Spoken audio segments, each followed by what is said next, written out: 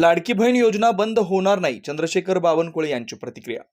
महसूल मंत्री चंद्रशेखर बावनकुळे यांनी विविध राजकीय मुद्द्यांवर भाष्य करत महायुतीच्या आगामी रणनीतीबाबत माहिती दिली आहे.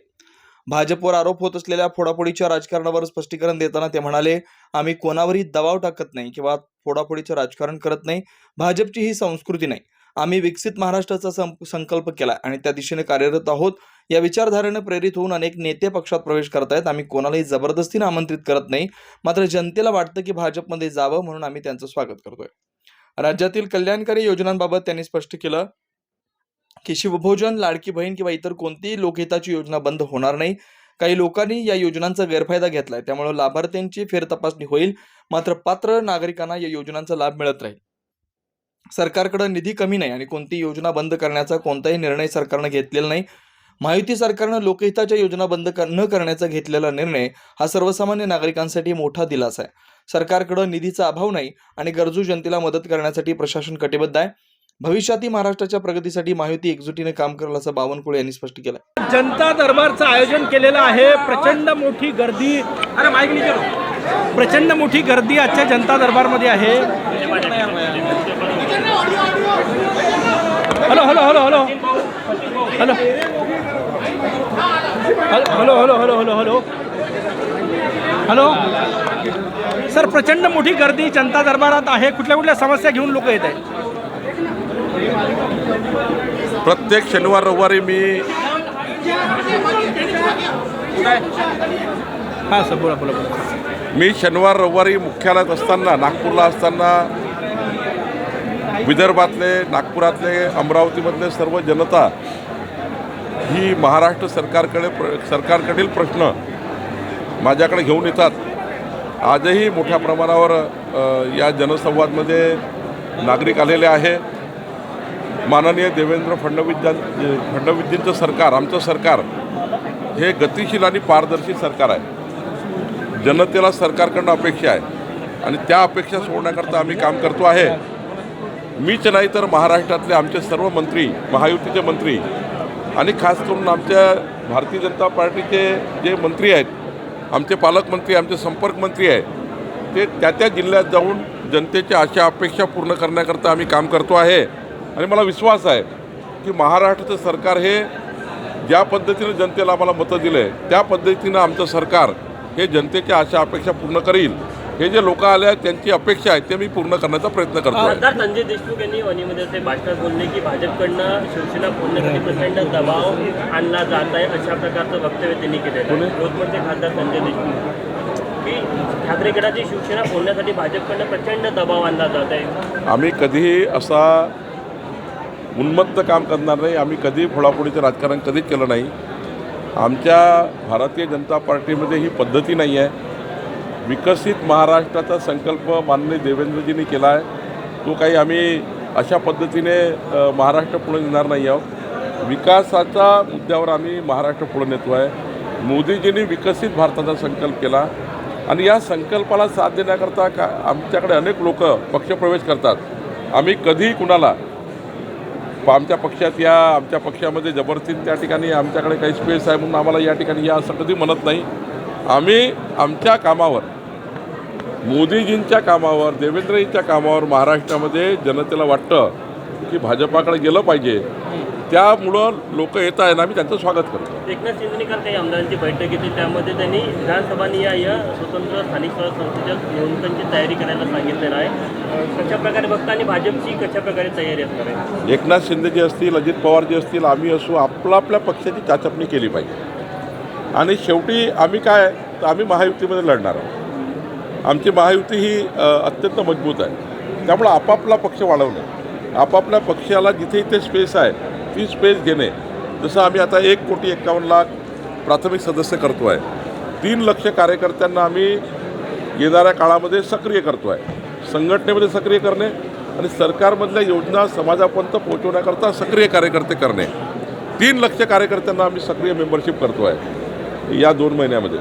तर हे कशा करता आहे, शेवटी आमचा सर्वांचा, एकनाथजी असतील, अजितदादा असू, आम्ही असू, महाराष्ट्र सरकारचा सर्व योजना समाजापर्यंत जाण्याकरता आम्ही काम करतो. लाडक्या बळावर लढणार आहे का? पण तिन्ही पक्ष बळावर तुम्ही भाजप स्थानिक स्वराज्य आम्ही महायुतीमध्येच जाणार आहोत. महायुतीमध्येच विधानसभा लढली, लोकसभा महायुतीत लढली आहे आणि पुढच्या स्थानिक स्वराज्य संस्थासुद्धा महायुतीमध्येच लढण्याचा लाडक्या बहिणीबाबत तुम्ही जे वक्तव्य केलं काल, त्याचा नेमका अर्थ काय? सदस्य करून घ्यावं, काय अर्थ?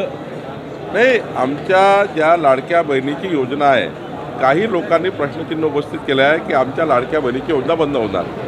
मी आपल्याला जबाबदारी सांगतो आहे, शिवभोजन असो की लाडकी बहीण योजना असो की शेतकऱ्याची वीज बिल माफी असो, माननीय देवेंद्र फडणवीसजींनी स्पष्टपणे सांगितलं आहे या राज्यातली कुठली योजना बंद होणार नाही. हां, एक गोष्ट खरी आहे की व्याख्येत बसत नसणाऱ्या काही योजनेमध्ये काही लोकांनी हौदोस घालून त्या योजनेचा गैरफायदा घेतला आहे. त्याबद्दलची तपासणी सुरू आहे. आता व्याख्येत बसत नाही पण योजना घेतली ते कमी करावीच लागणार आणि ज्या व्याख्येत घेतलेल्या आहे त्यांना 100% आमचं सरकार तोपर्यंत योजना मिळणार आहे. म्हणजे नियमात असलेल्या प्रत्येक योजनेला आम्ही समोर जाणार आहे.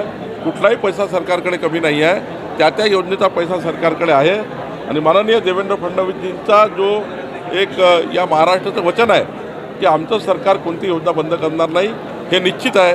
राहिला प्रश्न आमच्या लाडक्या बहिणी आणि आमचे शेतकरी यांना आम्ही आवाहन केलं आहे की मोदीजींनी विकसित भारताच्या संकल्पाला आणि देवेंद्रजींच्या विकसित महाराष्ट्राच्या संकल्पाला आपण सोबत या, आमच्यासोबत काम करा आणि महाराष्ट्राला पुढं नेऊया. या भूमिकेतनं आम्ही सोबत काम करायला तयार आहे. त्यामुळे 1,51,00,000 लोक भारतीय जनता पार्टीची मेंबरशिप घेत आहे. आज 1,16,00,000 लोकांनी भाजपाला प्राथमिक सदस्यता केली आहे. एक मोठा पक्ष म्हणून आम्ही या ठिकाणी काम करतो आहे. 3 लाख सक्रिय सदस्य करणे आणि 1.5 कोटी प्राथमिक सदस्य करणे हे आमचा हेतू आहे. काल पुण्यामध्ये कार्यकर्त्यांना संबोधित करताना आपण मेपर्यंत निवडणुका होतील अशी मार्गदर्शन केल्याची चर्चा. मी असं म्हटलं आहे की सुप्रीम कोर्टमध्ये ओबीसी आरक्षणासंबंधाने ज्या बाबी होत्या त्या सरकारकडनं उत्तर आम्ही दिले आहेत.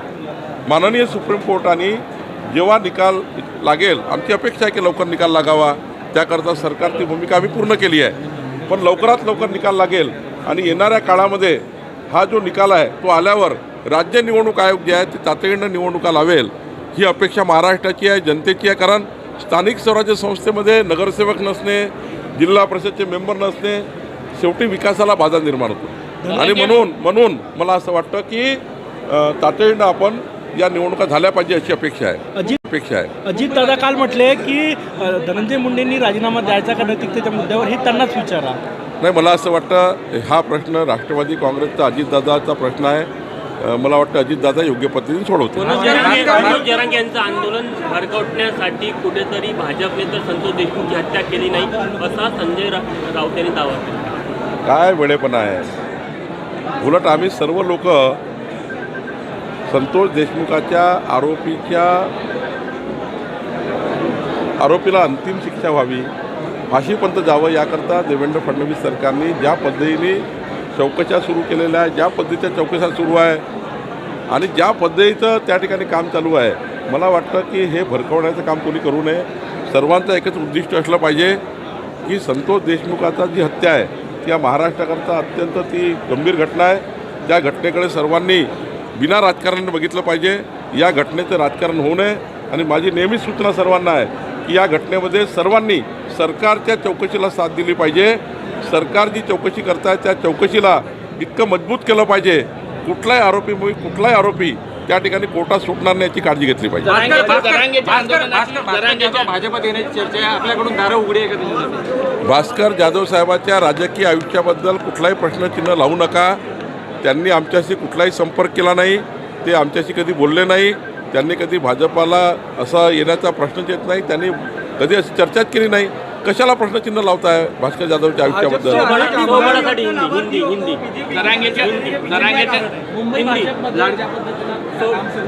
एक पद निर्माण केलं जाईल मुंबई भाजपमध्ये, कार्याध्यक्ष तयार केले जातील मुंबई भाजपमध्ये अशी काही बातमी? नाही, असं काही नाही. अजून आमच्याकडे कार्यकारी अध्यक्ष आता रवी चव्हाणजी आहेत आणि आम्ही दोघंही म्हणून काम करतो. आंदोलनाची धार कमी करण्यासाठी सुरेश धसांना पुढे केलं जात आहे. तुम्ही सुरेश धसाबद्दल वारंवार सांगताय. मी कालच बोललो आहे, कालच त्या ठिकाणी स्पष्टीकरण दिलं आहे. वारंवार या प्रश्नात जायचं नाही तर राजकारण करू नका. हिंदी में बताना जानना चाहेंगे कि स्थानिक स्वराज्य संस्था में महानगर पालिका चुनाव को लेके भाजपा की क्या भूमिका रहने वाली है? हमने ये ऑलरेडी बताया है कि माननीय एकनाथ शिंदे जी, अजीत पवार जी और भाजपा अपनी पार्टी का काम बढ़ाने का प्रयास कर रहे हैं, लेकिन जिस प्रकार से लोकसभा चुनाव में, विधानसभा चुनाव में हमने महायुति में काम किया, हमको महाराष्ट्र में 3 करोड़ 17 लाख वोट मिले और हम चाहते हैं कि सभी महानगर पालिका, सभी जिला पंचायत, सभी लोकल पंचायत पे महायुति आनी चाहिए। हम सब लोग महायुति पे ही जाएंगे और महायुति मजबूत करने का काम इस महाराष्ट्र में करेंगे। लाडकी बहन सदस्य के बारे में आपने एक स्टेटमेंट किया था कल, उसके बारे में क्या कहेंगे? मैंने अभी बता दिया। लाडकी बहन हिंदी लाभार्थियों को बीजेपी की सदस्यता देने के पीछे क्या कारण है? क्या आप इंटीरियर के बारे में सोच रहे हैं पर डिज़ाइन फाइनल नहीं कर पा रहे? होम इंटीरियर या ऑफिस इंटीरियर, किसी भी डिज़ाइन आइडिया को रियलिटी में कैसे बदले, आज हम ये जानेंगे इंडस्ट्री एक्सपर्ट्स से। हमारी कंपनी जो है डिज़ाइन ब्यूरो, उसमें interior designing, renovation, architectural design, landscaping end renovation, furnitures, ये सारे जॉब्स हमारे यहाँ होते हैं और पिछले 20 साल से हम लोग इस फील्ड में हैं और इसमें 2 से 3 कैटेगरी आप इसको डिवाइड कर सकते हैं, जिसमें कि हम रेसिडेंशियल बोलते हैं, कमर्शियल बोलते हैं और रिनोवेशंस बोल सकते हैं। बेसिकली क्लाइंट्स की नीड्स को अंडरस्टैंड करना, सो नीड बेस्ड एनालिसिस हमारे यहाँ होता है।